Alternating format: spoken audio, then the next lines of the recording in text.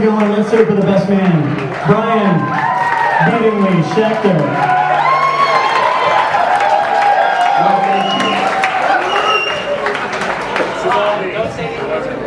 So,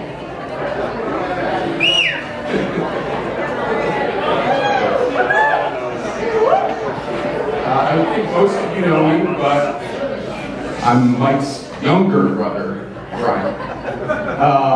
I've been thinking a lot about what I would say during this speech. I mean, what do you say about the guy that I used to call the biggest asshole on the planet?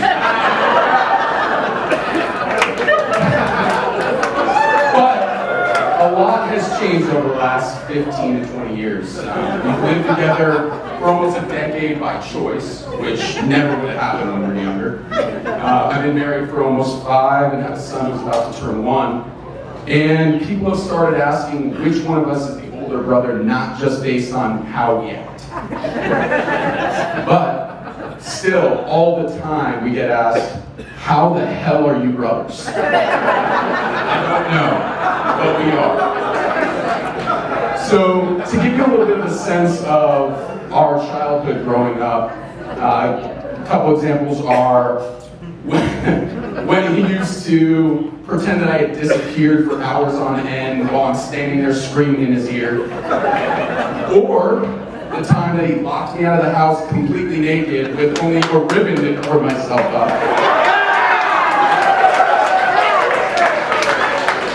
Thank you. But let's talk about high school. I was a freshman when Mike was a senior, which was just awesome.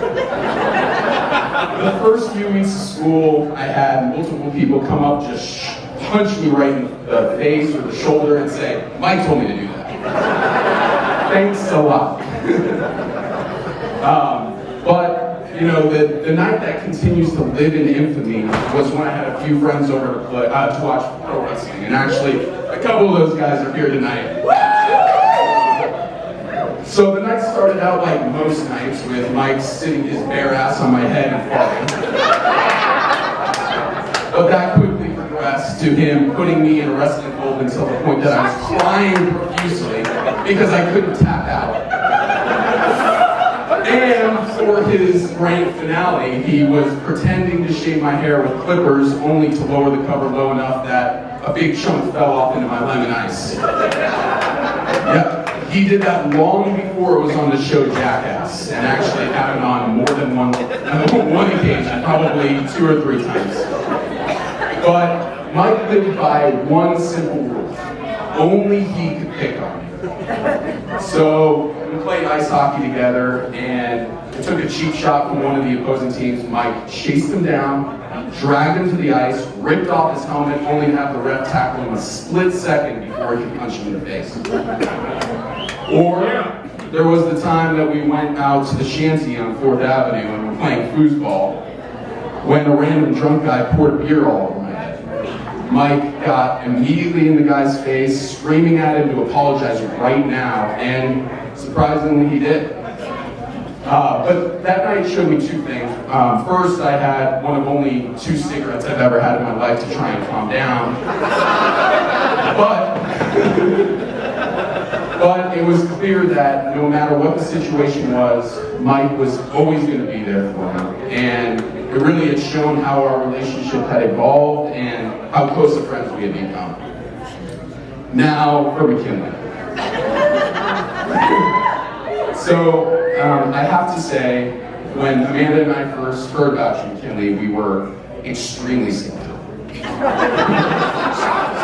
I mean, she was very young, and let's be honest, Mike, you haven't always dated what I would call winners. I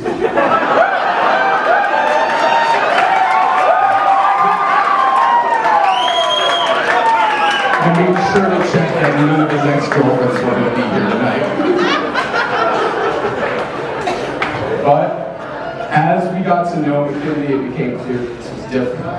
They really complemented each other well, and it was obvious this was going to be for the long haul. And seeing her around my son for the last year has been truly amazing. She's taken him in like her own family, and it's just so much fun seeing them play together.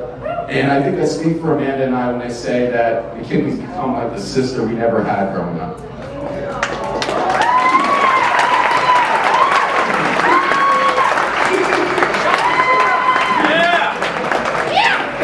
So in closing, I want to, make a toast to Mr. and Mrs. Jaret-Schachter. I'm honored to be the best man for this wedding, and I wish you all the best in your relationship together. L'chaim!